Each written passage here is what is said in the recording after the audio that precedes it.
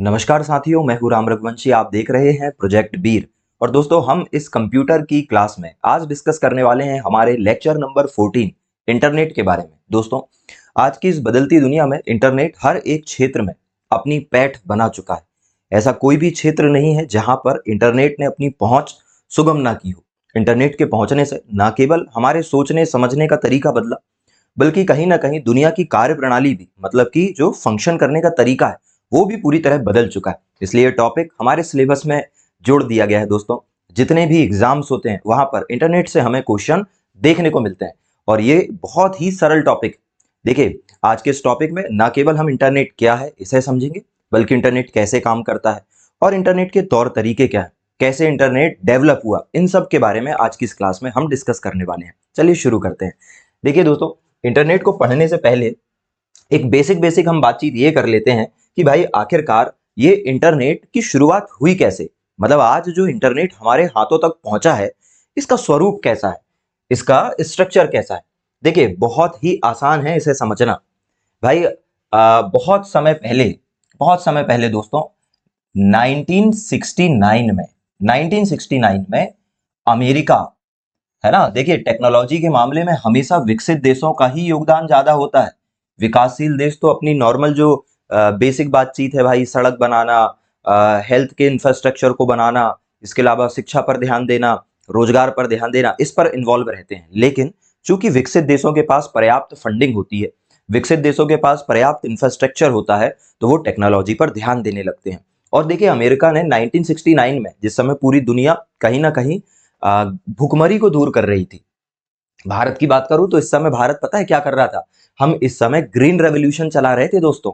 हमारे भारत में अनाज नहीं हुआ करता था, तो हम अनाज में आत्मनिर्भरता प्राप्त करने के लिए खेती में नए नए अनुप्रयोग कर रहे थे इस दौरान। लेकिन उसी समय अमेरिका में बहुत बड़ी चीजें चल रही थी।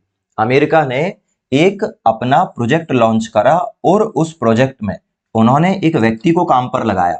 उस व्यक्ति का नाम है जेसी लिक लाइडर। दोस्तों, क्या नाम है? जेसी लिक लाइडर। और ये जो जेसी लिक लाइडर हैं, इन्होंने अमेरिका के साथ मिलकर एक एक कॉन्सेप्ट बनाने में मदद करी। हालांकि जेसी लिक लाइडर ने सबसे पहले एक दोस्तों हाइपोथेसिस दी थी।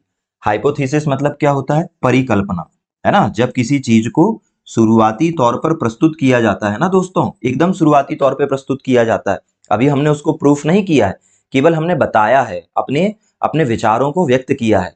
तो जब हम अपने विचार किसी को व्यक्त करते हैं और अभी उस पर हमें प्रूफ करना उन्हें बाकी है, उस पर ठोस सबूत देना बाकी है, तो उसे हम हाइपोथेसिस या परिकल्पना कहते हैं। और जेसी लिकलाइडर ने एक परिकल्पना प्रस्तुत करी कि भाई हमें एक ऐसा नेटवर्क बनाना चाहिए जिसमें हम सब लोगों को जोड़ सकें। और उन्होंने उस नेटवर्क को नाम दिया दोस्तों गैलेक्सी नेटवर्क। क्या नाम दिया? गैलेक्सी नेटवर्क नाम दिया।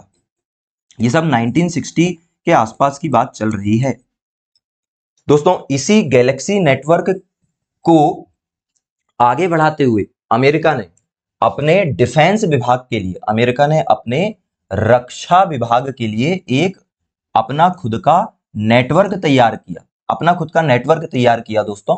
और ये जो नेटवर्क रक्षा विभाग का था, ये कहलाया आरपा नेट। दोस्तों, क्या कहलाया? आरपा नेट कहलाया। थोड़ा सा ध्यान देना आप यहां पर, ठीक है। थोड़ा सा ध्यान देने की आवश्यकता है, क्योंकि आरपा नेट का फुल फॉर्म बार बार पूछा जाता है भाई। 1969 में दोस्तों, 1969 में अमेरिका ने जेसी लिकलाइडर की अध्यक्षता में एक रक्षा विभाग का नेटवर्क बनाया। आरपानेट क्या है? आरपानेट एक नेटवर्क है। आरपानेट क्या है दोस्तों? आरपानेट एक नेटवर्क है ना, एक नेटवर्क। नेटवर्क भी कई प्रकार के होते हैं साथियों। ये कैसा नेटवर्क है? ये पीयर टू पीयर नेटवर्क है। Peer to peer. Peer to peer का मतलब क्या होता है? दो कंप्यूटर को सीधे जोड़ने वाला। जैसे आज इंटरनेट की हम बात करें तो आज इंटरनेट जो है वो एक बहुत खुला और एक बहुत बड़ा एक नेटवर्क है। कोई भी व्यक्ति कहीं भी इस पे कनेक्ट हो सकता है। एक सर्वर है और उससे हम कनेक्ट। इसमें ऐसा नहीं है, इसमें दो कंप्यूटर सीधे एक दूसरे से कनेक्ट है। अगर मैं डायग्राम बना दूं तो मान लो कि ये एक कंप्यूटर है और ये दूसरा एक कंप्यूटर है और इन दोनों को सीधे जोड़ा गया, तो ये कहलाएंगे पीयर टू पीयर नेटवर्क। दोस्तों, ऐसे नेटवर्क को ना नोड टू नोड नेटवर्क भी कहते हैं, क्योंकि नेटवर्क से जुड़ा कोई भी एक कंप्यूटर टेक्नोलॉजी की टर्म में, टेक्नोलॉजी की टर्मिनोलॉजी में क्या कहलाता है? नोड कहलाता है। तो नोड टू नोड, इसे आप नोड भी बोल सकते हो, तो ये क्या कहलाएगा? नोड टू नोड नेटवर्क भी कहलाएगा। और अमेरिका ने ये नेटवर्क तैयार कर दिया, क्या? ARPANET तैयार कर दिया दोस्तों, है ना। अब सुनिए, अब हम ARPANET के बारे में बात कर लेते हैं। भाई ये जो ARPANET बना, अमेरिका ने जो ARPANET बना, ARPANET है ना, ये बनाया ARPANET। और अमेरिका का ये जो दोस्तों ARPANET था, इसका फुल फॉर्म क्या होता है? इसका फुल फॉर्म होता है दोस्तों, ए का मतलब है एडवांस। ए का मतलब क्या है? एडवांस्ड। ठीक है। आर का मतलब क्या है? रिसर्च। भाई उन्होंने रिसर्च करने के लिए बनाया था ये सब।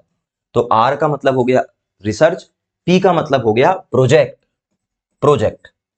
दोस्तों अगले ए का मतलब है एजेंसी, अगले का मतलब क्या है? एजेंसी। और नेट का मतलब होता है दोस्तों नेटवर्क। तो ध्यान दीजिएगा यहां पर, ARPANET का फुल फॉर्म क्या हो गया? Advance research project agency network.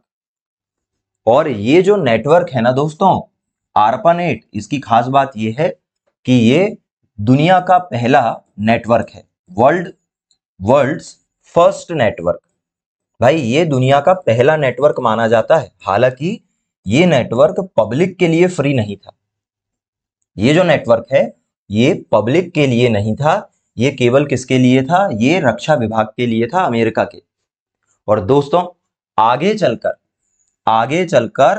इसी ARPANET, आगे चलकर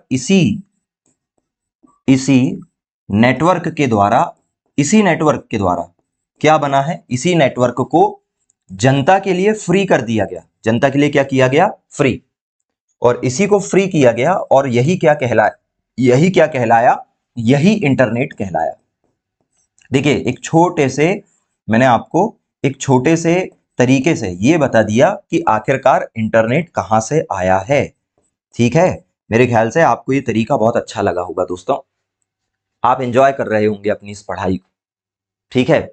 देखिए कहीं ना कहीं हमें पढ़ाई करने के लिए ना एक मजा चाहिए होता है। वैसे किसी भी काम को करने के लिए मजा चाहिए होता है, वो मजा हमें यहाँ से मिल रहा है। जल्दी आइए और हम एक बार फिर देखते हैं। 1969 में यूएसए ने जेसी लिकलाइडर की अध्यक्षता में एक नेटवर्क बनाने के बारे में सोचा। जेसी लिकलाइडर ने अपनी हाइपोथेसिस दी और कहा कि भाई हमें एक ऐसा नेटवर्क बनाना चाहिए जो गैलेक्सी नेटवर्क कहलाएगा, पूरी दुनिया को आपस में जोड़ेगा। और इन्होंने इस पर काम करना शुरू किया। रक्षा विभाग, अमेरिका का रक्षा विभाग है ना, अमेरिका के रक्षा विभाग के अंडर में काम करना शुरू किया और एक नेटवर्क बनाया ARPANET। और इस ARPANET की विशेषता ये है कि ये एक पीयर टू पीयर नेटवर्क है दोस्तों, या नोड टू नोड नेटवर्क है। और फिर इस ARPANET का फुल फॉर्म हमने देखा, advance research project agency network. एक चीज और देख लीजिए, कब बना ARPANET? दोस्तों ARPANET बना है कब? 1969 में। ओके 1969 में बना है दोस्तों। ये तो कोई बात ही नहीं है, ये तो हम ऑलरेडी मेंशन कर चुके हैं शुरू में, पर एक बार फिर हमने इस पे बात कर ली। ओके, और ये दुनिया का पहला नेटवर्क कहलाता है। और इसी नेटवर्क को फ्री कर देने से आगे चलकर हमें इंटरनेट मिला। आज इंटरनेट फ्री है दोस्तों, हम उस पर भी बात करेंगे। आपके मन में सवाल उठ रहा होगा कि अगर इंटरनेट फ्री है तो फिर हम पैसे किस बात के दे रहे हैं? दोस्तों हम जो पैसे दे रहे हैं वो इंटरनेट के नहीं दे रहे हैं, हम पैसे दे रहे हैं इंटरनेट की सर्विस के। जैसे टीचिंग फ्री है, नॉलेज फ्री है, लेकिन नॉलेज को आपके घर तक पहुंचाने के लिए जो खर्चा आता है और जो व्यक्ति उस पर लगे हुए हैं उनके जीवन यापन के लिए आपको कुछ पैसे चुकाने पड़ते हैं, जो कि आपकी टीचिंग सर्विस के नाम पर आपसे लिया जाता है। बिल्कुल ऐसे ही दोस्तों, इंटरनेट पूरी तरह फ्री है, लेकिन इंटरनेट की सर्विस हमारे मोबाइल तक, लैपटॉप तक, घर तक पहुंचाने के लिए कुछ कंपनियां काम कर रही है। उन कंपनियों ने बहुत सारा पैसा वहां पर लगाया है और वो बदले में मुनाफा भी कमाएगी। ठीक है, तो फिर इसीलिए हमें उन्हें पैसे चुकाने पड़ते हैं। तो इंटरनेट सर्विस देने वाली कंपनी इंटरनेट सर्विस प्रोवाइडर कहलाती है, ISP। और हम जो पैसे देते हैं वो इंटरनेट सर्विस प्रोवाइडर को देते हैं। दोस्तों इंटरनेट पूरी तरह फ्री है, पहले भी फ्री था, अभी भी फ्री है। ओके, अब हम आगे के लिए चलते हैं भाई। अब देखिए यही सारी बातें ना इस PPT में भी लिखी हुई है, जो कि आप तक पहुंचेगी और आप उसका प्रॉपरली रिवीजन करेंगे, ऐसा मैं मानकर चल रहा हूं। ठीक है, तो देखिए 1960-70 के बीच में, मतलब कि अभी हमने बात करी ना एग्जैक्टली तो 69, लेकिन कहानी पहले शुरू हो गई थी। इंटरनेट के जो बीज हैं वो आर्पानेट के रूप में बोए गए अमेरिका के रक्षा विभाग के द्वारा, और 1969 में पहली बार नोड टू नोड नेटवर्क जो है दोस्तों वो स्टेब्लिश किया गया। ये अभी हम देख चुके हैं, ठीक है। आगे की बात हम करते हैं, और आगे चलकर दोस्तों टीसीपी और आईपी नाम का प्रोटोकॉल बना जो आज भी इंटरनेट का आधार है, और 73 में ईमेल का आविष्कार हुआ। जस्ट मैं आपको बताने वाला हूं अभी कि टीसीपी आईपी क्या होता है। अभी हम जस्ट इसी पे चर्चा करने वाले हैं दोस्तों।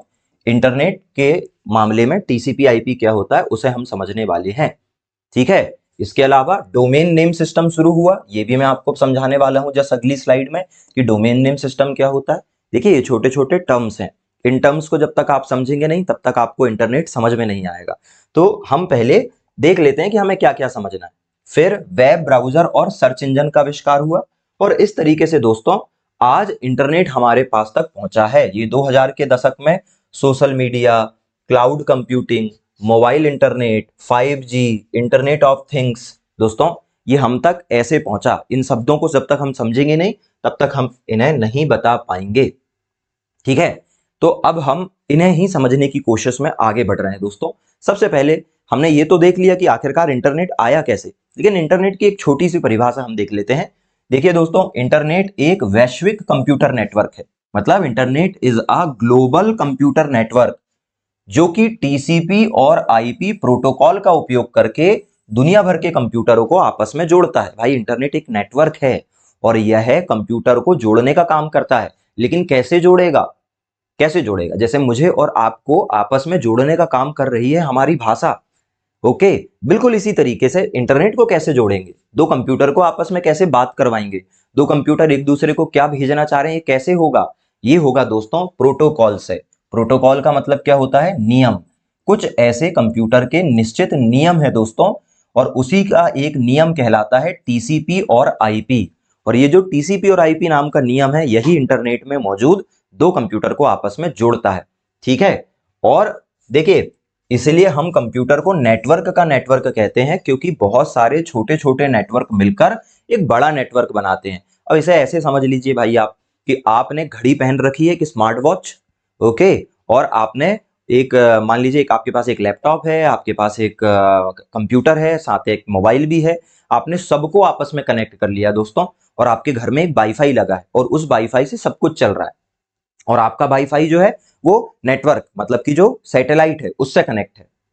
अब आप इसे देखकर देखिए कि ऐसे कितने घर हैं जहां पर वाईफाई लगा हुआ है, ऐसे कितने ऑफिस है, कितने सारे ऑफिस है दोस्तों जहां वाईफाई लगा हुआ है। हर वाईफाई का अपना एक पर्सनल नेटवर्क है, ओके। और हर वाईफाई के अंदर जो डिवाइस मौजूद है उनका अलग नेटवर्क है। लाइक मेरा मोबाइल जो है और मेरी घड़ी अलग कनेक्टेड है। एक सेकंड रुकिएगा दोस्तों, एक सेकंड रुकिएगा।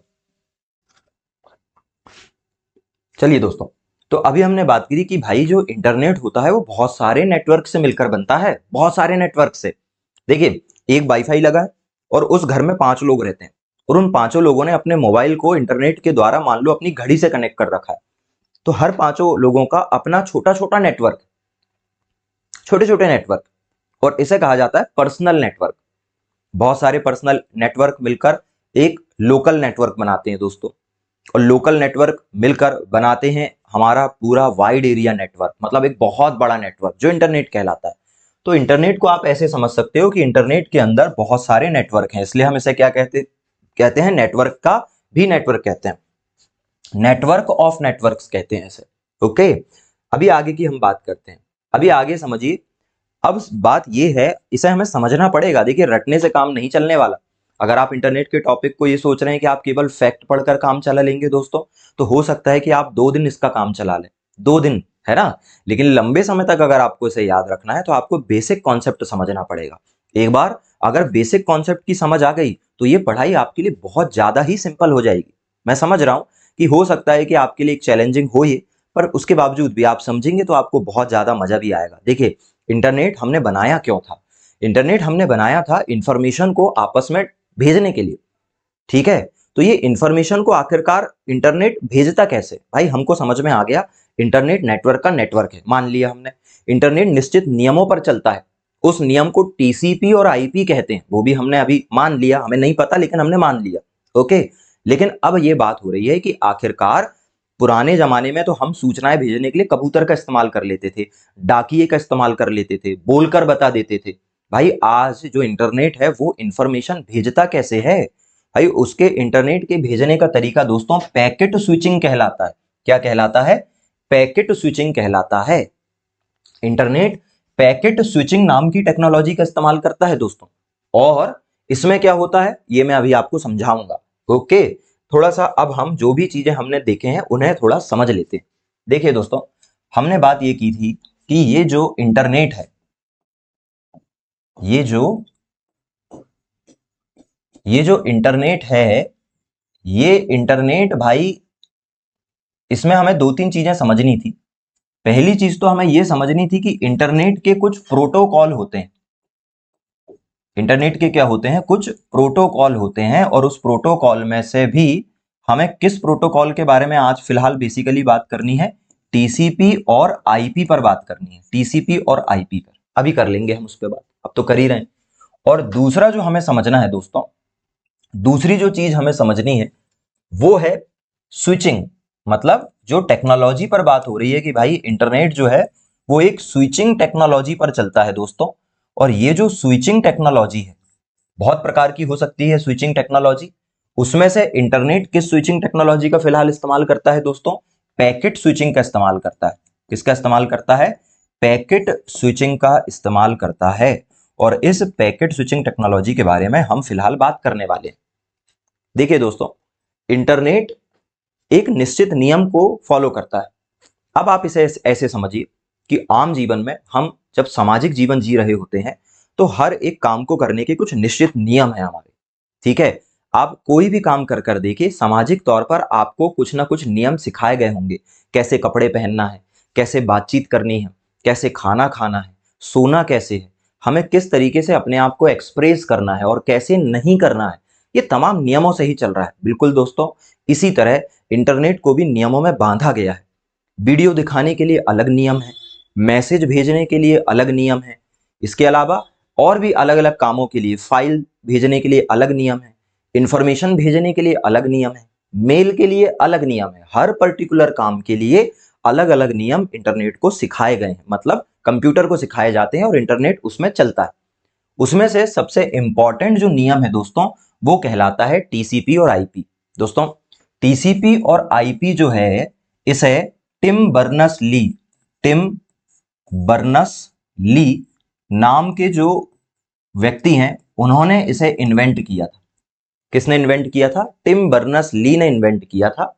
और ये दो अलग अलग नियमों से मिलकर बना है दोस्तों। दोनों एक दूसरे के पूरक हैं, है दो अलग अलग। पहला है टीसीपी और दूसरा है आईपी। दोस्तों टीसीपी और आईपी का मतलब क्या होता है? सुनना, टीसीपी का मतलब होता है transmission control protocol. Transmission control protocol, ये किसका मतलब हो गया? ये मतलब हो गया आपका टीसीपी का। और थोड़ा सा ध्यान देना, आईपी का मतलब होता है दोस्तों इंटरनेट प्रोटोकॉल। आईपी का मतलब क्या होता है?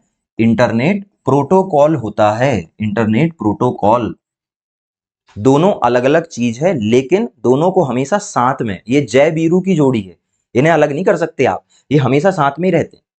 टीसीपी और आईपी काम भी अलग अलग करते हैं लेकिन एक दूसरे के पूरक हैं। आईपी के बिना टीसीपी का और टीसीपी के बिना आईपी का काम नहीं चलता है। अब बात कर लेते हैं कि आखिरकार काम क्या करते हैं ये। देखिए, अगर आपको ना इनका शाब्दिक मतलब समझ में आ गया, लिटरल मीनिंग समझ में आ गया, तो आपके लिए बहुत आसान हो जाएगा। ट्रांसमिशन कंट्रोल प्रोटोकॉल, दोस्तों ये जो टीसीपी है, ये जो टीसीपी है दोस्तों, ये जो टीसीपी है, इस टीसीपी का काम होता है, इस टीसीपी का काम होता है भेजना। क्या करना? भेजना, डेटा को भेजना। ओके, डेटा कैसे जाएगा वो तो अभी हम बात करेंगे। डेटा को भेजने का काम टीसीपी का है।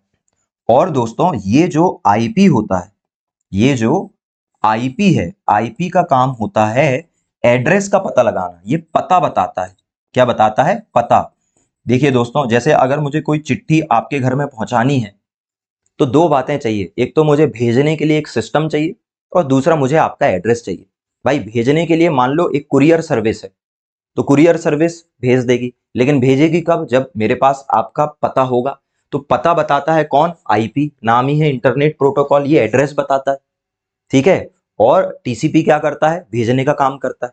अब आप इसे समझना, जैसे आप जिस जगह पर रहते हो उस जगह का एक पिन नंबर है, उस जगह का एक एड्रेस है, और कोई भी जो पोस्ट है वो उस पिन नंबर के द्वारा आपके घर तक पहुंच जाती है। लेकिन दोस्तों, मोबाइल का कोई परमानेंट एड्रेस ऐसे तो हम नहीं बना सकते। तो हमने एक तरीका विकसित किया, हमने ये तरीका विकसित किया कि भाई इंटरनेट तो फ्री है, अभी हम इसमें वापस आएंगे, है ना, मैं आपको एक अलग चीज समझा रहा हूं। देखिए, हमने ये विकसित किया कि इंटरनेट तो फ्री है, लेकिन इंटरनेट को चलाने वाली कंपनी क्या कहलाती है? इंटरनेट सर्विस प्रोवाइडर कहलाती है। क्या कहलाती है दोस्तों? इंटरनेट सर्विस प्रोवाइडर कहलाती है। और दोस्तों, ये जो इंटरनेट सर्विस प्रोवाइडर नाम की कंपनीज होती है, जैसे कि भारत में अगर हम बात करें तो एयरटेल क्या है? एयरटेल सर्विस प्रोवाइडर है। जियो क्या है? सर्विस प्रोवाइडर है। पूरे दुनिया की सबसे बड़ी सर्विस प्रोवाइडर दोस्तों AT&T है। क्या है? AT&T अमेरिका में काम करती है, हमारे यहाँ इंडिया में काम नहीं करती है AT&T, लेकिन ये सब सर्विस प्रोवाइडर। तो हमने कहा कि भाई अगर कोई कंप्यूटर या अगर कोई मोबाइल, है ना, अगर कोई कंप्यूटर या अगर कोई मोबाइल इंटरनेट से जाकर जुड़ता है, किससे जाकर जुड़ता है? इंटरनेट से जाकर जुड़ता है, तो इंटरनेट सर्विस प्रोवाइडर इन सबको एक एक आईपी एड्रेस दे देंगे। क्या दे देंगे? एक एक आईपी एड्रेस दे देंगे। कहने की बात यह है दोस्तों कि जब भी किसी डिवाइस को इंटरनेट सर्विस प्रोवाइडर इंटरनेट से कनेक्ट करता है, पहली बार जब आप मोबाइल खरीदते हो ना, तो पहली बार जब आप उसे इंटरनेट से कनेक्ट करते हो तो उसी दौरान उसे एक कोड मिल जाता है, उसे एक नंबर मिल जाता है, और उस नंबर को आईपी एड्रेस कहते हैं दोस्तों। क्या कहा जाता है? आईपी एड्रेस कहा जाता है। और इसी आईपी एड्रेस को बताने का काम कौन करता है? ये आईपी करता है, ठीक है। तो टीसीपी का काम है भेजना, आईपी का काम है एड्रेस बताना, दोनों मिलकर काम करते हैं। ओके, तो इस तरीके से काम करता है इंटरनेट। लेकिन दोस्तों, आखिरकार जो इंफॉर्मेशन भेजी जाएगी वो कैसी भेजी जाएगी? जब से इंटरनेट आया है दोस्तों, तब से इंफॉर्मेशन जरूरत से ज्यादा हम भेजने लगे हैं। पहले किसी काम के लिए 2 शब्द बोलते थे, तो इंटरनेट आने पर हम 10 शब्द बोलने लगे। इंफॉर्मेशन बहुत ज्यादा हो चुकी है दोस्तों, और इस इंफॉर्मेशन को भेजने के लिए एक सिस्टमैटिक तरीका, एक टेक्नोलॉजी का हम इस्तेमाल करते हैं, ठीक है। और इस टेक्नोलॉजी को कहते हैं पैकेट स्विचिंग। दोस्तों, पैकेट स्विचिंग में हम क्या करते हैं? पैकेट स्विचिंग में जो डेटा होता है दोस्तों, पैकेट स्विचिंग में जो डेटा होता है ना, डेटा, इस डेटा को छोटे छोटे पैकेट में बांटा जाता है, छोटे छोटे पैकेट में बांटा जाता है और उन पैकेट को पहुंचाया जाता है, ठीक है। इसमें डेटा को किस में बांटा जाता है? पैकेट्स में बांटा जाता है, जिन्हें हम डेटा पैकेट्स कहते हैं। तो ये जो पैकेट स्विचिंग है दोस्तों, इसमें डेटा को छोटे छोटे बंडल में, छोटे छोटे पैकेट में बांट दिया जाता है और फिर पहुंचाया जाता है, और इस टेक्नोलॉजी को क्या कहते हैं? Packet switching. ओके, तो मेरे ख्याल से यहां तक की चीजें आपको बेहतरीन तरीके से समझ में आ गई होगी। अभी तक हमने 2 टर्मिनोलॉजी पर बात कर ली है दोस्तों। हमने ये भी समझा था, वापस आते हैं वहीं पर, हमने ये समझा था कि इंटरनेट किस तरीके से डेवलप हुआ, ठीक है। 1969 अमेरिका ने जेसी लिकलाइडर के कहने पर गैलेक्सी नेटवर्क की अवधारणा को माना और रक्षा विभाग ने क्या बनाया? ARPANET बनाया। फिर हमने देखा ARPANET का फुल फॉर्म क्या होता है। हमने देखा ARPANET का फुल फॉर्म होता है advance research project agency network, जो कि दुनिया का पहला नेटवर्क है दोस्तों। इसी नेटवर्क को आगे चल के जब हमने फ्री किया तो ये इंटरनेट कहलाया। कैसे फ्री हुआ? आने वाले थोड़े ही समय में आपको सब समझ में आ जाएगा। कब बना ARPANET? 1969 में बना दोस्तों।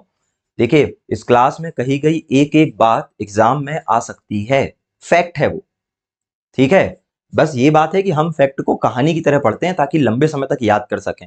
अगर सिंगल लाइन फैक्ट पढ़ेंगे तो फिर वो याद नहीं रहेगा दोस्तों। ये मेरे कई सालों के तजुर्बे से मैं आपको कह रहा हूं कि ये जो आप सिंगल लाइन फैक्ट्स के बारे में सोच रहे हैं, ये सही तरीका नहीं है। प्लीज इंटरनेट को कहानी की तरह पढ़िए और देखिए कि वो कितना लंबे समय तक आपको याद रहता है, ठीक है दोस्तों। इसके बाद हमने कुछ बेसिक चीजें समझी थी और फिर हम सीधे पहुंच गए थे इस वाली स्लाइड में, और हमने ये देखा था कि इंटरनेट को समझने के लिए 2 छोटे छोटे फंडामेंटल को समझना जरूरी है।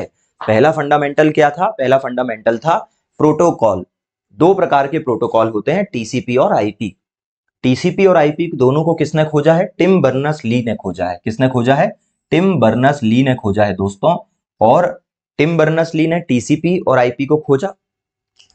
टीसीपी का मतलब होता है ट्रांसमिशन कंट्रोल प्रोटोकॉल और आईपी का मतलब होता है इंटरनेट प्रोटोकॉल।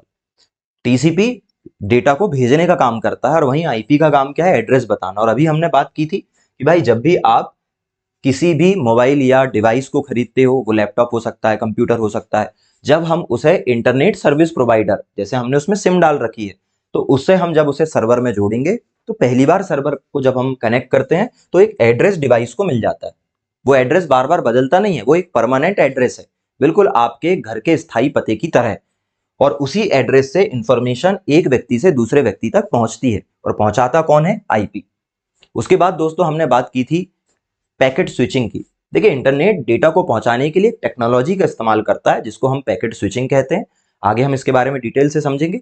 और ये पैकेट स्विचिंग में डेटा को छोटे छोटे बंडल में हम बांट देते हैं जो कहलाता है डेटा पैकेट, और हमारे तक जो इन्फॉर्मेशन आती है वो छोटे छोटे बंडल में आती है। चलें अब हम आगे बात करने के लिए तैयार हैं और आगे की बातचीत अब हम करते हैं। दोस्तों देखिए इंटरनेट की अगर हम डेवलपमेंट की कहानी को समझने की कोशिश करें कि इंटरनेट का जन्म कैसे हुआ, तो थोड़ा समझिएगा।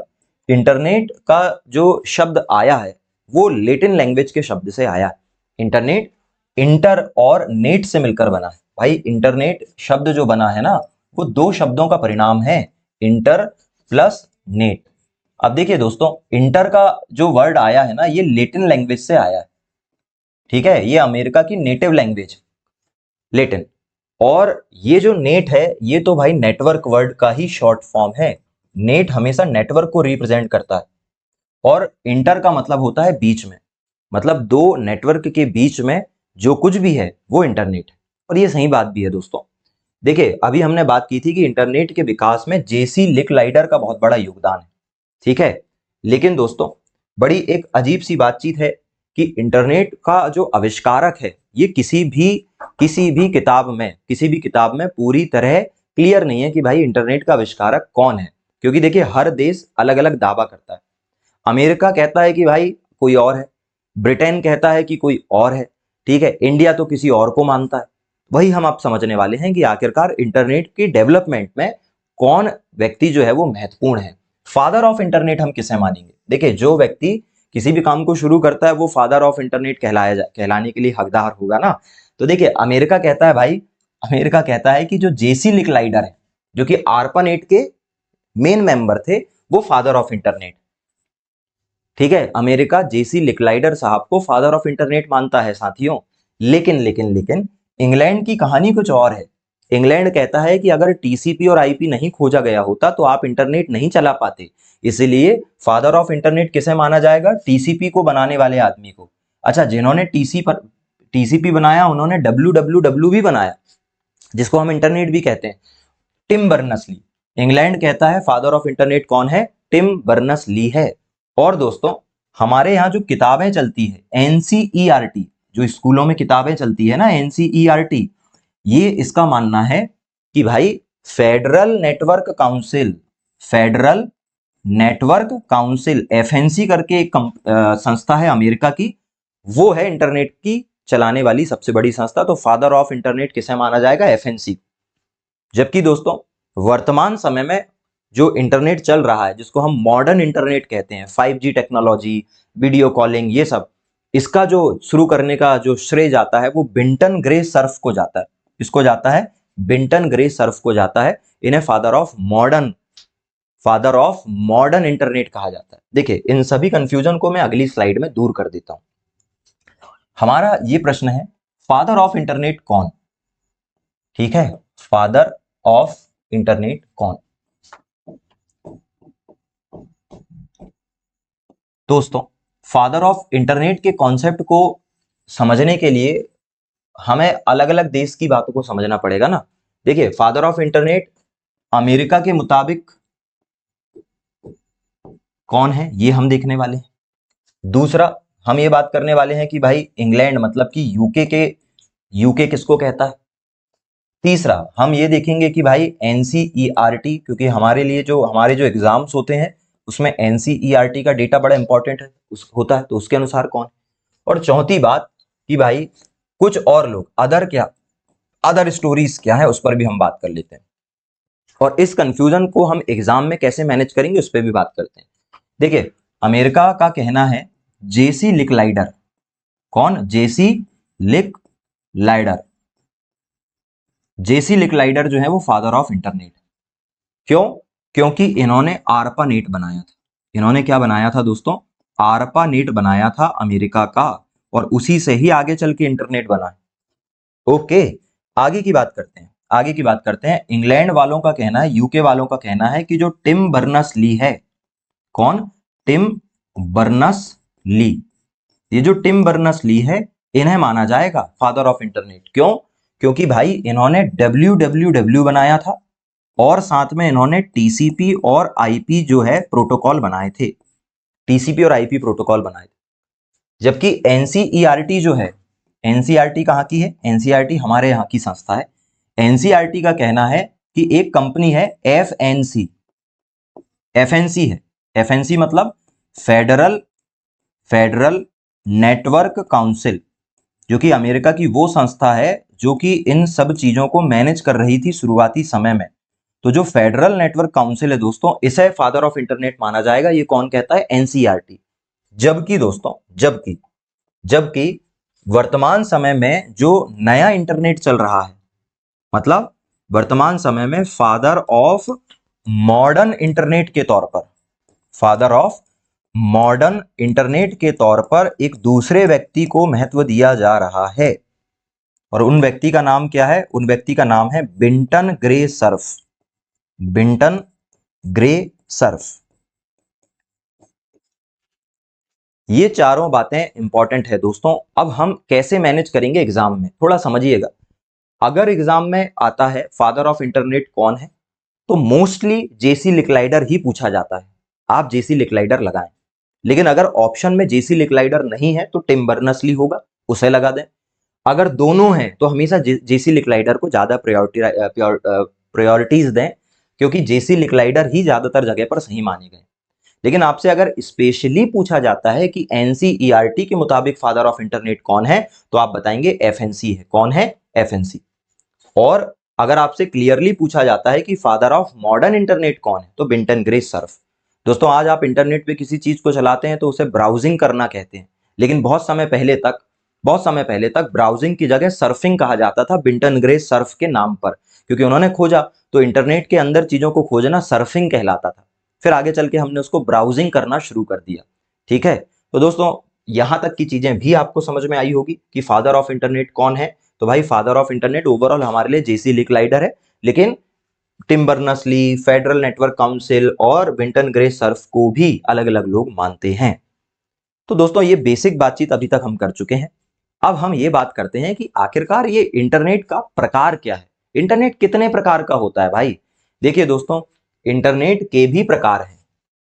इसे ऐसे समझते हैं हमें इस पिरामिड की सहायता से हम उसे समझने वाले हैं। देखिए, मैं इस पिरामिड में ऐसे 3 ब्लॉक बना रहा हूं। ठीक है, ऐसे 3 ब्लॉक बना रहा हूं भाई, और थोड़ा ध्यान से समझिएगा आप इसे। इंटरनेट के 3 हिस्से हैं दोस्तों। इंटरनेट के 3 प्रकार हैं।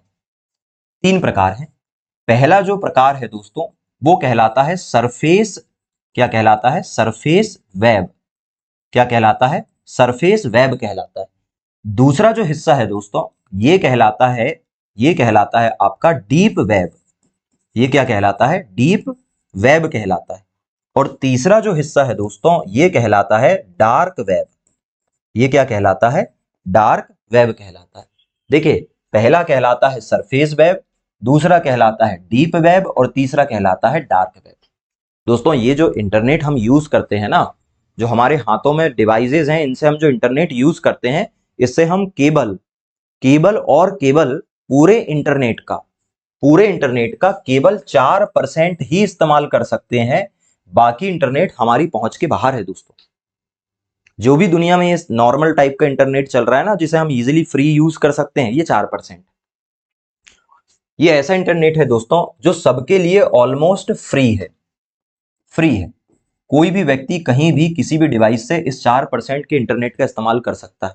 ये जितना भी इंटरटेनमेंट चल रहा है, जितना भी वीडियो डल रहे हैं, जितनी भी आप ये क्लास जितनी भी चीजें दिख रहे हैं ये सारी की सारी दोस्तों क्या कहलाएगी आपकी, ये कहलाएगी सरफेस वेब। इसे किसी भी मोबाइल में किसी भी ब्राउजर के द्वारा आसानी से चलाया जा सकता है दोस्तों। केवल 4%, जबकि इस पूरे इंटरनेट का 10% हिस्सा ऐसा है जिसे हर कोई व्यक्ति यूज नहीं कर सकता। यह पूरी तरह प्रोटेक्टेड है। कैसा है? प्रोटेक्टेड है दोस्तों। प्रोटेक्टेड है मतलब इसको चलाने के लिए आपको पासवर्ड चाहिए, मतलब इसे आपको लॉगिन आईडी और पासवर्ड के द्वारा ही आपको आप चला सकेंगे। जैसे आप देख लीजिए, आपके पास कोई एप्लीकेशन है जिसमें लॉगिन आईडी पासवर्ड लगता है तो वो डीप वेब। आपके बैंकिंग का जो भी डेटा है, जो भी बैंकिंग वाला इंटरनेट है, वो आपका डीप वेब है। समझ पा रहे हैं आप? तो जो भी जितनी भी यूनिवर्सिटीज हैं, जितना भी एजुकेशनल काम है, जितना भी बैंकिंग है, जितना भी डिफेंस का काम है, वो सब पासवर्ड प्रोटेक्टेड होता है दोस्तों, और ये डीप वेब के अंतर्गत आता है। और लास्ट जो हिस्सा है दोस्तों वो भी 10% है, और बचा कुचा दोस्तों जो 86% इंटरनेट है ना, 86% इंटरनेट, ये दोस्तों हमारी पहुंच से एकदम बाहर है। इसे चलाने के लिए अलग प्रकार के सॉफ्टवेयर लगते हैं, अलग प्रकार के ब्राउजर लगते हैं दोस्तों। इंटरनेट को ब्राउज करने के लिए ब्राउजर का इस्तेमाल किया जाता है, और इसे चलाने के लिए एक विशेष प्रकार के ब्राउजर का इस्तेमाल होता है जो टॉर कहलाता है दोस्तों। टॉर का फुल फॉर्म भी देख लीजिए एक बार, क्या होता है? टॉर का फुल फॉर्म होता है द अनियन राउटर। क्या होता है? द अनियन राउटर होता है दोस्तों। द अनियन राउटर का मतलब क्या है? देखिए, इस इंटरनेट के हिस्से में पहुंचने के लिए आपको परत दर परत पहुंचना पड़ेगा, तो उन्होंने इसी थ्योरी पर इसका नाम रख दिया द अनियन राउटर। जैसे प्याज की परतें होती है, अनियन की परतें होती है, वैसे ही इस ब्राउजर का काम है परतों को खोलना। ठीक है दोस्तों, थोड़ा ध्यान देना। आखिरकार ये 86% हिस्सा हम पहुंच क्यों नहीं पाते? क्योंकि दोस्तों इस हिस्से में अवैध गतिविधियां होती है। अवैध गतिविधियां, मानव तस्करी, drug dealing, cyber crime, terrorism support, weapon trading, ये सब यहां पर होती है। जितने भी गलत काम है दोस्तों वो कहां पर होते हैं? डार्क वेब में। और ध्यान रखिएगा, डार्क वेब में शामिल लोग अपनी पहचान छुपाकर काम करते हैं, मतलब वो अपना नाम कुछ भी रख लेते हैं, जैसे हम कहते हैं फर्जी आईडी बनाना। फर्जी आईडी बनाकर दोस्तों लोग यहां पर काम करते हैं। कहां पर? डार्क वेब में। तो दोस्तों देखिए, इंटरनेट को भी 3 भागों में बांटा जा सकता है। इंटरनेट का 4% हिस्सा सरफेस वेब कहलाता है, 10% हिस्सा डीप वेब कहलाता है, और 86% हिस्सा डार्क वेब कहलाता है दोस्तों। आइए इसे हम थोड़े और डिटेल से समझने की कोशिश करते हैं। देखिए, पहली जो बात कर रहे हैं हम, वो कर रहे हैं सरफेस वेब की। नॉर्मली जो हम इंटरनेट चलाते हैं, जो पूरी तरह फ्री होता है, पूरी तरह एक्सेसिबल होता है, हर जगह इंटरनेट में मौजूद है, वो सरफेस वेब। ठीक है, ये ऊपर ऊपर का हिस्सा है, जैसे विकिपीडिया हो गया, समाचार हो गया, नॉर्मल वेबसाइट हो गई, ऑनलाइन शॉपिंग हो गई, ये इसके अंतर्गत आएगा। ठीक है, दूसरा होता है दोस्तों डीप वेब। डीप वेब जो होता है वो पासवर्ड के द्वारा कनेक्टेड रहता है, जैसे ऑनलाइन बैंकिंग, ईमेल, शिक्षा का डेटा, ये सब। और तीसरा है दोस्तों डार्क वेब, जिसे टॉर नामक ब्राउजर से चलाया जाता है, और यहाँ पर अवैध काम होते हैं और हैकिंग जैसे काम यहाँ पर दोस्तों आमतौर पर होते रहते हैं। किस पर? आपके डार्क वेब पर। ठीक है, तो यहां तक आपको चीजें समझ में आई होगी। अब हम दोस्तों आगे की बात करते हैं। देखिए दोस्तों, अभी तक हमने जो बातचीत की, इसमें हमने ये देखा कि इंटरनेट आखिरकार कैसे आया, इंटरनेट को बनाया किसने, इंटरनेट के फादर कौन है, और इंटरनेट में टीसीपी आईपी क्या होता है, और साथ ही साथ इंटरनेट में पैकेट स्विचिंग नाम की चीज क्या होती है। देखिए, सारी कड़ियां जब जुड़ेगी ना, तो आपको लास्ट में, इस टॉपिक के लास्ट में, ये एक क्लास का टॉपिक नहीं है दोस्तों, इसमें हमें एक और क्लास लगानी पड़ेगी, लेकिन जब ये टॉपिक पूरा होगा तो आपको सारी कड़ियां आप जोड़ लेंगे और आपको इंटरनेट समझ में आ जाए। बस मेरे साथ बने रहिए और पढ़ाई का आनंद लेते रहिए। देखिए, इंटरनेट दोस्तों, थोड़ी देर पहले मैंने आपसे बात की थी कि भाई ये जो इंटरनेट है, ये फ्री है। ये जो इंटरनेट है ना दोस्तों, ये पूरी तरह एक फ्री सिस्टम। और देखिए ना, समझिए इंटरनेट बना कैसे, बिल्कुल समाज जैसे बना। आज समाज हमसे ही मिलकर बना है ना, समाज, तो बिल्कुल इंटरनेट भी हमसे ही मिलकर बना। कोई डेटा डालता है, कोई क्रिएटर है तो कोई कंज्यूमर है ना, कोई कंज्यूम करता है तो कोई क्रिएट करता है, ऐसे इंटरनेट चलता है। तो इंटरनेट पूरी तरह फ्री है। लेकिन दोस्तों फ्री भले ही है, लेकिन इंटरनेट की सर्विस को देने वाली कंपनियां, भाई इंटरनेट को घर तक तो पहुंचाना पड़ेगा ना, उसके लिए केबल लगेगी, उसके लिए आपको नेटवर्क लगेगा, उसके लिए मेंटेनेंस लगेगा, बहुत सारी चीजें लगती है ना दोस्तों सर्विस को पहुंचाने के लिए। तो इंटरनेट की सर्विस पहुंचाने वाली कंपनी क्या कहलाती है? इंटरनेट सर्विस प्रोवाइडर कहलाती है। क्या कहलाती है? इंटरनेट सर्विस प्रोवाइडर कहलाती है। और दोस्तों इंटरनेट सर्विस प्रोवाइडर ही हमसे पैसे लेते हैं। शॉर्ट में हम इनको क्या कहते हैं? आईएसपी। क्या बोलते हैं? आईएसपी बोलते हैं, इंटरनेट सर्विस प्रोवाइडर। जैसे एग्जांपल हो गया इसका जियो, जैसे एग्जांपल क्या हो गया इसका? वीआई, वोडाफोन आइडिया, ऐसी कंपनियां। ओके, अब दोस्तों ये भी हमने समझ लिया, लेकिन अब हम ये बातचीत कर रहे हैं कि भाई भले ही संस्था फ्री है, लेकिन यार इसे मैनेज तो करना पड़ेगा ना। अगर आप इसका मैनेजमेंट नहीं संभालोगे तो पूरा का पूरा सिस्टम जो है वो कोलैप्स हो जाएगा, मतलब बहुत ज्यादा दिक्कतें हो जाएगी, है ना। इंटरनेट को चलाने के लिए भले ही फ्री चीज है, लेकिन इसे चलाने के लिए हमें एक नियम तो बनाने पड़ेंगे कि इंटरनेट कैसे चलेगा, वरना एक रूपता कैसे आएगी। अगर आज देखिए, अगर आप, मैं और आप, भले ही हम एक दूसरे को प्रत्यक्ष तौर पे नहीं जानते हैं, उसके बावजूद भी बातचीत कर पा रहे हैं, क्योंकि हमने एक निश्चित नियम पर चलने वाली, एक जैसे नियम पर चलने वाली एक भाषा सीख रखी है, हिंदी।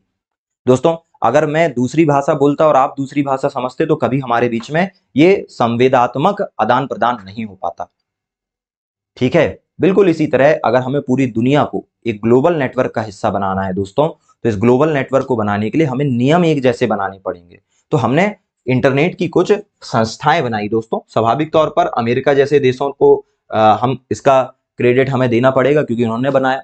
4 बड़ी संस्था है दोस्तों। पहली संस्था कहलाती है इंटरनेट सोसाइटी। क्या कहलाती है? इंटरनेट सोसाइटी कहलाती है, जो पहली संस्था है। दूसरी संस्था दोस्तों ICANN कहलाती है, अभी हम उस पर बात करेंगे। तीसरी संस्था IETF और IRTF कहलाती है, और चौथी संस्था कहलाती है W3C। देखिए पहली संस्था का नाम क्या है?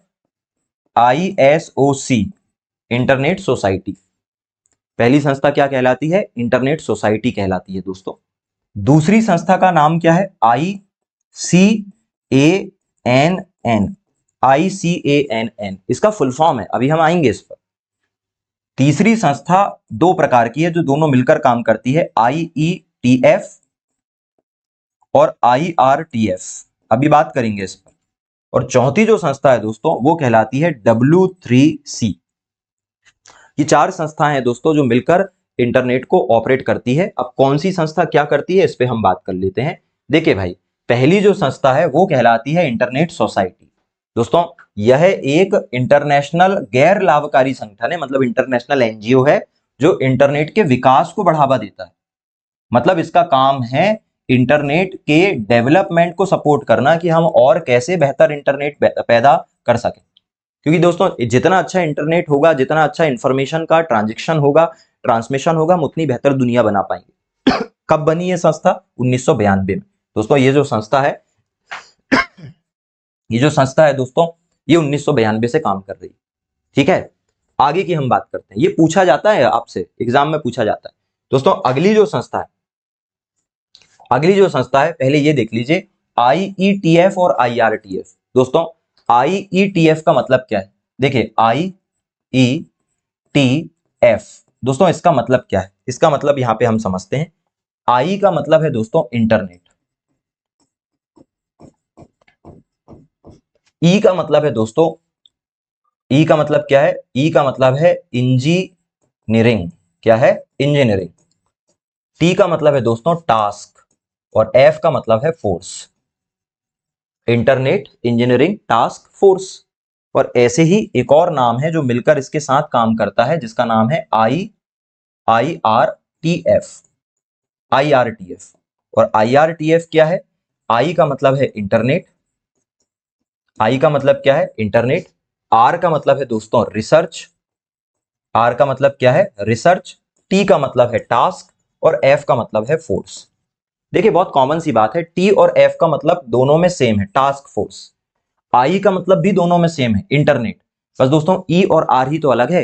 पहले वाले में ई का मतलब इंजीनियरिंग हो गया, दूसरे वाले में आर का मतलब रिसर्च हो गया, बल्कि दोनों में ही आई का मतलब क्या था, इंटरनेट। तो इंटरनेट दोनों में कॉमन है, टास्क फोर्स दोनों में कॉमन है, बस पहले वाले में ई का मतलब इंजीनियरिंग हो गया, दूसरे वाले में आर का मतलब रिसर्च हो गया, और दोनों के काम भी क्लियर है भाई, ये इंटरनेट की इंजीनियरिंग को संभालता है, ये इंटरनेट में रिसर्च करता है। दोनों ही कंपनियां 1986 से काम कर रही है। कब से काम कर रही है? 1986 से। ठीक है दोस्तों, आगे की अब हम बात करते हैं। अगली संस्था की बात करें तो अगली संस्था है W3C। W3C मतलब WWW और फिर सी, मतलब WWW का फुल फॉर्म क्या होता है दोस्तों? World wide web. क्या होता है? वर्ल्ड वाइड वेब होता है दोस्तों। ये जो है ना, ये इंटरनेट को चलाने के लिए बनाया गया था, वर्ल्ड वाइड वेब।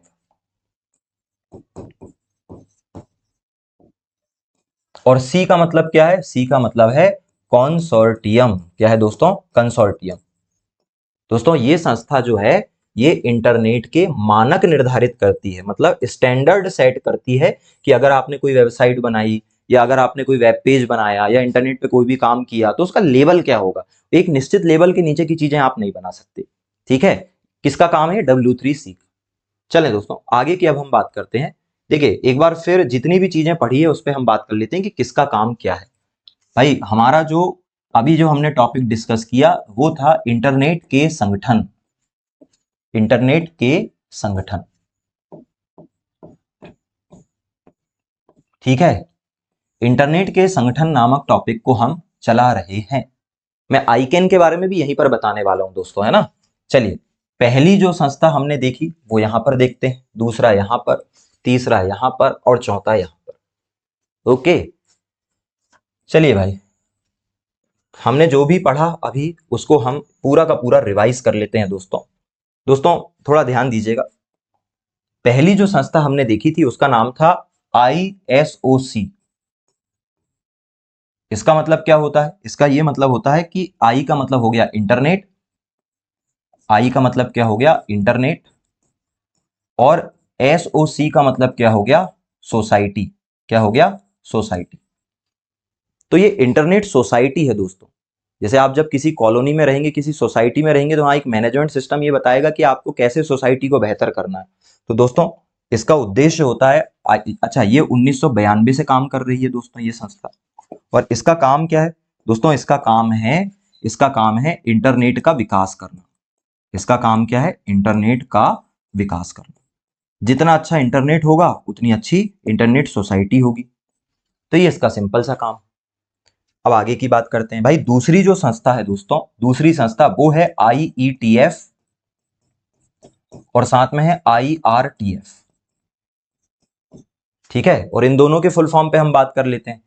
IETF का मतलब क्या है? Internet engineering, internet engineering task force. ये आपसे पूछा जाएगा दोस्तों, इसका फुल फॉर्म आपको पता होना चाहिए, है ना। Internet engineering task force. और नीचे वाले IRTF का मतलब क्या है? Internet research task force. और दोस्तों ये बताने वाली कोई बात नहीं है कि ये दोनों ही संस्थाएं जो है ये काम क्या करती है? इंजीनियरिंग वाले इंजीनियरिंग का काम करते हैं और रिसर्च वाले रिसर्च का काम। और दोस्तों दोनों ही संस्था 1986 से काम कर रही है इंटरनेट के लिए। दोस्तों इसके अलावा हमने अगली जो संस्था देखी उसका नाम है W3C। और W3C का फुल फॉर्म क्या होता है? World wide web consortium. World wide web consortium. तो दोस्तों ये जो कंसोर्टियम वाली संस्था है इसका काम क्या है? दोस्तों ये संस्था जो है ये इंटरनेट के लिए मानकीकरण का काम करती है, स्टैंडर्डाइजेशन, किसी भी चीज का स्टैंडर्ड मेंटेन करने का काम किसका है? W3C का है। ठीक है, अब दोस्तों अगली संस्था की तरफ हम चल रहे हैं और अगली संस्था का नाम है ICANN। ठीक है, और इसका फुल फॉर्म देखना भाई, इसका फुल फॉर्म है इंटरनेशनल। दोस्तों आई का मतलब क्या हो गया? इंटरनेशनल। सी का मतलब है दोस्तों काउंसिल, इंटरनेशनल काउंसिल फॉर। ए का मतलब है असाइन, किसी भी चीज को क्या करना? असाइन करना, इंटरनेट के लिए असाइन करना। तो इंटरनेशनल काउंसिल फॉर असाइंड, पहले एन का मतलब है नेम और दूसरे वाले का है नंबर। दोस्तों देखिए आईपी एड्रेस में नंबर रहते हैं, और वेबसाइट का जो नाम होता है वो भी तो उन्हें देना पड़ता है ना, उसको डोमेन नेम कहते हैं। तो जब भी आप इंटरनेट पर कोई नाम या नंबर लेना चाहते हो, है ना, नाम या नंबर लेना चाहते हो, तो आपको आईकैन में रजिस्ट्रेशन करवाना पड़ता है। International council for assigned name and number इसका काम है। इसका जो मेन काम होता है वो क्या देना है, नाम और नंबर देना, मतलब डोमेन नेम देना और आईपी एड्रेस का नंबर देना। दोस्तों इस संस्था का काम होता है, और ये चारों संस्थाएं मिलकर इंटरनेट को बेहतर बनाने का काम करती है। ओके, बस एक सेकंड रुकिएगा और फिर हम कंटिन्यू करते हैं। चलिए दोस्तों, तो आई होप कि आपने यहां तक की सारी चीजें जो है वो समझ ली हैं। अब हम आगे की तरफ चलते हैं। देखिए दोस्तों, अब हमें आगे के बारे में जो बातचीत करनी है ना, उसमें हमें ये देखना है कि भाई ये जो इंटरनेट है ये और किन किन प्रोटोकॉल का इस्तेमाल करता है। देखिए दोस्तों, अभी मैंने आपको बताया था इंटरनेट काम करने के लिए बहुत सारे नियमों का उपयोग करता है। हमने तो केवल एक ही नियम समझा था, टीसीपी आईपी। भाई जैसे हमारे जीवन में हर काम को करने के अलग अलग नियम है, पढ़ने के नियम अलग हैं, खेलने के नियम अलग है, खाना खाने के नियम अलग है, वैसे इंटरनेट के अलग अलग नियम। ठीक है, इंफॉर्मेशन भेजने के लिए टीसीपी और आईपी का इस्तेमाल करता है इंटरनेट, लेकिन और भी तो काम है। जैसे देखिए, अगर आपको कोई वेबसाइट बनानी है दोस्तों, तो वेबसाइट बनाने के लिए पहले वेब पेज बनाना पड़ता है, और उसे बनाने के लिए एक लैंग्वेज का इस्तेमाल किया जाता है जो कहलाती है HTML। HTML का फुल फॉर्म होता है हाइपर टेक्स्ट मार्कअप लैंग्वेज। क्या होता है? Hyper text markup language. ठीक है, तो दोस्तों ये एक प्रोटोकॉल से चलती है, ये लैंग्वेज एक प्रोटोकॉल पे आधारित होती है जो कहलाता है HTTP, hyper text transfer protocol. ठीक है, दूसरा दोस्तों, अगर आपको एक कंप्यूटर से दूसरे कंप्यूटर में या इंटरनेट में फाइल भेजना है, तो इंटरनेट FTP प्रोटोकॉल का इस्तेमाल करता है। ये सब प्रोटोकॉल्स हैं दोस्तों। FTP प्रोटोकॉल का मतलब होता है फाइल ट्रांसफर प्रोटोकॉल, ये लिखा हुआ है, फाइल ट्रांसफर प्रोटोकॉल का इस्तेमाल फाइल भेजने के लिए किया जाता है। ठीक है, आगे की हम बात करते हैं दोस्तों। अगला होता है UDP। UDP मतलब U का मतलब यूजर, D का मतलब डेटाग्राम, P का मतलब प्रोटोकॉल। User datagram protocol. दोस्तों आप जो ये लाइव टीवी देखते हो या ऑनलाइन स्ट्रीम करते हो या वीडियो कॉल करते हो, तो ये सारी की सारी जो चीजें होती है ना दोस्तों, ये इस प्रोटोकॉल से चलती है। इस प्रोटोकॉल का नाम क्या है? UDP, user datagram protocol. अगला है दोस्तों POP, पोस्ट ऑफिस प्रोटोकॉल। दोस्तों ईमेल को भेजने के लिए, जो ईमेल आप भेजते हैं, ईमेल को भेजने के लिए जो प्रोटोकॉल लगता है वो क्या कहलाता है? POP कहलाता है। ठीक है, ये POP वो छत वाला POP नहीं है, ये है पोस्ट ऑफिस प्रोटोकॉल। आगे की हम बात करते हैं। अगला है दोस्तों MIME। MIME का फुल फॉर्म क्या होता है? Multipurpose internet mail extension. दोस्तों मेल भेजते समय जब आप फाइल भी भेजते हो साथ में, जैसे आपको मेल भेजना है और मेल में कोई फाइल भेजना है, कोई वीडियो भेजना है, कोई फोटो भेजना है, कोई रिज्यूम भेजना है, तो फाइल भेजने के लिए आप MIME का इस्तेमाल करते हो, मल्टीपर्पस इंटरनेट मेल एक्सटेंशन। अगला है IMAP। IMAP का फुल फॉर्म क्या है? Internet message access protocol. दोस्तों ये ईमेल आपने भेज तो दिया, ये ईमेल को प्राप्त करने के लिए लगता है। भेजने वाले को POP लगता है और प्राप्त करने वाले को क्या लगता है? IMAP लगता है। देखिए इस PDF को आपको एक बार रिवाइज करना पड़ेगा। ऐसे ही दोस्तों मेल भेजने के लिए SMTP का इस्तेमाल होता है, सिंपल मेल ट्रांसफर प्रोटोकॉल, ये मेल को भेजता है। ऐसे ही दोस्तों अगला होता है USSD, unstructured supplementary service data. Unstructured supplementary service data. दोस्तों आप जो मोबाइल का बैलेंस पहले चेक करते थे ना, पहले आपको याद होगा मोबाइल का बैलेंस ऐसे चेक किया जाता था, *123#। ठीक है, तो इस तरीके की जो सर्विस होती है, इस तरीके के जो कोड होते हैं, इसे चेक करने के लिए इस प्रोटोकॉल का इस्तेमाल किया जाता है। इसे क्या कहते हैं? USSD। ठीक है, unstructured supplementary service data. Okay, तो ये थी दोस्तों क्या हमारी क्लास आज की, जिसमें हमने इंटरनेट के बारे में कुछ बेसिक बातें समझ ली है। दोस्तों अगली क्लास में हम domain name system, URL, link क्या होती है और इंटरनेट के बारे में आगे की चीजों को समझेंगे। आज की क्लास में बस इतना ही। मोटिवेट रहिए, हमेशा पढ़ते रहिए। हम मिलते हैं अगली क्लास में। नमस्कार।